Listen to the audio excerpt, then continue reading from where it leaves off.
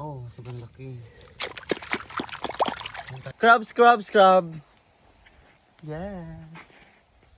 So we are at our land, my mom property. So we have like a nipa here. Yan, sinilas mo to.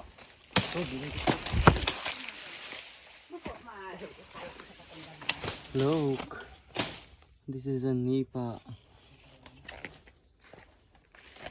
This is the near of the beach, like 300 meters away from here. So look, there's so many nipa here. Kasama si Nicole at ang kapatid ko at si mama at ang aming uncle doon. So grab ng daan. Yan. Pak!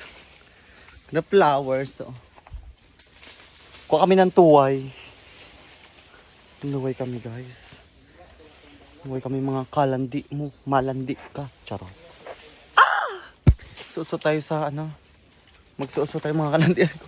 Sa kaputikan. Pak! Ito yung ano yung banda ng area namin kasi layo-layo. Yan. Caring. Ah! Patandaan mga kalandi. Ito yung mga orchids. Ano to? Kano kami magkuha ng tuway? Fresh yung tuway. Ow! Ano yun? Aray ko. Ano siya? Sa magadaan ma? Oh my god. Ouch! Ayan, may alimango nga dyan. Nakuha pa. Malalim kasi yung butas yun, mga kalandi. Ayan, kinukuha na nga siya kasi ang hirap talaga kasi medyo malalim yung butas. Okay, kugat mo.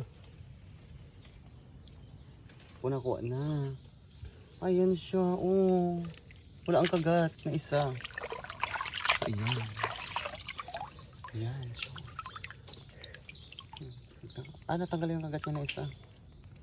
Medyo malaki na siya. Yan na nga. Laki na yan siya mga kalandi. Ready na. Wow! Yung kapatid ko siya yung kumuha. Ito ang aking friend. Yan. Dalawa? So malaki nga. Malaki masyado mga kalandis. Oh, sobrang laki. Suwabing alimango.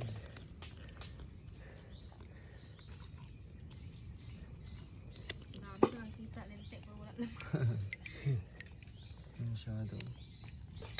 Laki na masyado. Laking alimango. So yes mga kalandito, nakuha na nga namin yung pinakamalaking crabs o alimango. Laki no, buhay pa yan siya. Tira mo nangangagat. Ay! Ah! Malaki masyado. Yes. Crab. Yes. Ano to siya?